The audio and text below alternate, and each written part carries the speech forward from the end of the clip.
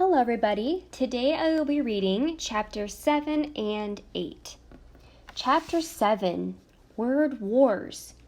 School was the perfect place to launch a new word, and since this was a major historical event, Nick wanted it to begin in exactly the right class, 7th period Language Arts. So we remember so far that Nick has decided to name a pen of Frindle. A pen. Nick raised his hand first thing after the bell rang and said, "Mrs. Granger, I forgot my Frindle." Sitting 3 rows away, John blurted out, "I have an extra one you can borrow, Nick." Then John made a big show of looking for something in his backpack.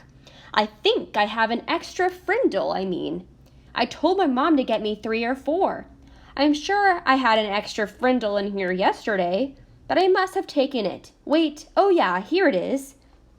And then John made a big show of throwing it over to Nick, and Nick missed it on purpose. Then he made a big show of finding it. Mrs. Granger and every kid in class got the message loud and clear. That black plastic thing that Nick borrowed from John had a funny name, a different name, a new name, Frindle. There was a lot of giggling, but Mrs. Granger turned up the power in her eyes and swept the room into silence. And the rest of the class went by according to plan, her plan. As everyone was leaving after class, Mrs. Granger said, "Nicholas, I'd like to have a word with you." And she emphasized the word word. Nick's mouth felt dry, and he gulped, but his mind stayed clear. He walked up to her desk. "Yes, Mrs. Granger? It's a funny idea, Nicholas, but I will not have my class disrupted again. Is that clear?" Her eyes were lit up, but it was mostly light, not much heat. "Idea? What idea?" asked Nick, and he tried to make his eyes as blank as possible. "You know what I mean, Nicholas. I'm talking about the performance that you and John gave at the start of class. I am talking about this." And she held up her pen, an old maroon fountain pen with a blue cap. "But I really didn't have a Frindle with me," said Nick, amazed at his own bravery. And hiding behind his glasses, Nick kept his eyes wide and blank. Mrs. Granger's eyes flashed and then narrowed, and her lips formed a thin, hard line. She was quiet for a few seconds, and then she said, "I see. Very well. Then I guess we have nothing more to discuss today, Nicholas. You may go." "Thanks, Mrs. Granger," said Nick, and he grabbed his backpack and headed for the door. And when he was just stepping into the hallway, he said, "And I promise I won't ever forget my Frindle again. Bye." Chapter 8, Mightier Than the Sword. 2 days later, the photographer came to take class pictures. The 5th grade picture would be taken last, right after lunch. That gave Nick and his secret agents plenty of time, and they whispered something into the ear of every 5th grader. All the individual pictures had been taken, and finally it was time for the group picture. Everyone was lined up on the auditorium stage. Everyone's hair looked great, and everyone was smiling. But when the photographer said, "Say cheese," no one did. Instead, every kid said, "Frindle," and they held one up for the camera to see. The photographer was out of film, so that shot was the only 5th grade group picture he took. 6 of the 5th grade teachers were not pleased, and Mrs. Granger was furious. No one had really wanted to make the teachers mad. It was just fun. It also got all the kids in the school talking about the new word. And when people pick up on a new word, they say it all the time. The kids at Lincoln Elementary School liked Nick's new word a lot, but not Mrs. Granger. The day after the class picture, she made an announcement to each of her classes, and she posted a notice on the main bulletin board by the office.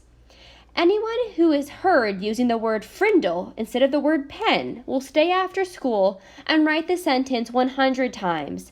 "I am writing this punishment with a pen. Mrs. Granger." But that just made everyone want to use Nick's new word even more. Staying after school with a lone Granger became a badge of honor. There were kids in her classroom every day after school. It went on like that for a couple of weeks. One day, near the end of 7th period, Mrs. Granger asked Nick to come talk to her after school. "This is not a detention, Nicholas. I just want to talk." Nick was excited. It was kind of like a conference during a war. One side waves a white flag, and the generals come out and talk. General Nicholas Allen. Nick liked the sound of it. He stuck his head in Mrs. Granger's doorway after school. "You wanted to talk with me?" "Yes, Nicholas. Please come in and sit down." When he was settled, she looked at him and said, "Don't you think this Frindle business has gone far enough? Isn't it just a disruption to the school? Don't you think?" Nick swallowed hard, but he said, "I don't think there's anything wrong with it. It's just fun, and it really is a real word. It's not a bad word, just different. And besides, it's how words really change, isn't it? That's what you said." Mrs. Granger sighed. "It is how a word could be made up brand new, I suppose. But the word pen? Should it really be replaced by that other word? The word pen has a long, rich history. It comes from the Latin word for feather, pinna. It started to become our word pen because quills made from feathers were some of the first writing tools ever made. It's a word that comes from somewhere. It makes sense, Nicholas." "But Frindle makes just as much sense to me," said Nick. "And after all, didn't somebody just make up the word pinna too?" That got a spark from Mrs. Granger's eyes, but all she said was, "Then you are not going to stop this?" And Nick looked right in her eyes and said, "Well, a bunch of my friends and I took an oath about using the word, and we have to keep our promise. And besides, I don't think there's anything wrong with it. I like my word." Nick tried to look brave, like a good general should. "Very well, then. I thought it would end up this way." Mrs. Granger pulled a fat white envelope from her desk drawer and held it up. "This is a letter I have written to you, Nicholas."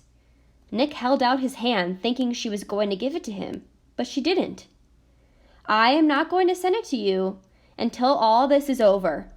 I want you to sign your name and put today's date across the back of the envelope. When you read it, whenever that may be, you will know it is the same letter, and that I have not made any changes to it." "This is weird," Nick said to himself, but to Mrs. Granger he said, "Sure," and he signed his name in his best cursive and put the date under it. And then Mrs. Granger stood up abruptly and said, "Then that is all for today, Nicholas. And may the best word win." There was a frown on her face, but her eyes were different, almost happy. And Nick was halfway down the hall before it hit him. She likes this war, and she wants to win real bad. Walking to school the next day, Pete had a great idea. "How about we see if we can get every kid in the whole 5th grade to go up and ask Mrs. Granger, 'Can I borrow a Frindle?'" "You mean, Mrs. Granger, may I borrow a Frindle?" said Dave. "Gotta use good grammar. Don't want to upset dangerous Grangerous." "Sounds good to me," said Nick. "She can't keep everyone after school, can she?" Almost 80 kids stayed after school with Mrs. Granger that day. They filled her room and spilled out into the hallway. The principal had to stay late to help, and they had to arrange 2 special late buses to get all of the kids home. And the next day, all the 5th graders did it again, and so did a lot of other students, over 200 kids. Parents called to complain. The school bus drivers threatened to go on strike, and then the school board and the superintendent got involved. And about this time, the principal of Lincoln Elementary School paid a little visit to the home of Mr. and Mrs. Allen. She wanted to talk to them about their son, the one in 5th grade, the one named Nick. Okay, everybody, I'm going to stop right here. Bye.